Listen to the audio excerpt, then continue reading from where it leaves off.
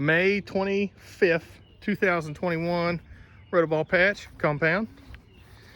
A little bit more fencing up, no electric up yet, and not all the fence, as you can see down low. First plant has been called back to one plant, the 2350 Travis Ginger. Not a bad looking plant. Secondary production is terrible. Terrible. Just gnarly stuff. The first 1, 2, 3, 4, 5 nodes. 6th node, we snap back to normal, and we're gorgeous after that. That's the pumpkin that I posted the other day, and we're gonna pull that bad boy off. A little bit of leaf burn. It's been so miserably hot. But otherwise, nice looking plant. Just need to get those secondaries rolling. Have a pumpkin on the tip. It will not be a keeper as well. Set up this nice hobo shade for this hobo plant, but the plant will straighten up. It's going to be a good plant. Bottom of the patch, 1342 Burchett. This plant does not need the tender loving care that Travis Ginger's plant needs. Secondaries are money right from the get-go. It is going to be a dandy, and it looks really nice so far. Both plants probably about 6 foot, 7 foot tops. Nothing too exciting. You can see my water rings where I've been watering.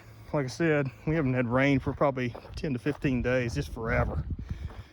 Got a little dust knocker downer earlier today that lasted maybe 10 minutes, but it dried up real quick. Top patch, broad forked, fully tilled and amended. Lower patch is a mended and partially broad forked and one till. Bottom of the patch, the 1347.5 rotoball plant, just a little bonus plant. Like I said, 150, 250 square foot. Get a nice porch pumpkin. Solomon's tomatoes, giant tomatoes, are awesome. First 3 plants are Cary Groves 6.05s. Had some sort of a little blossom on here. Now it's off of there. That one up there is a pork chop. I think we're going to end up with something. These are going to be all right.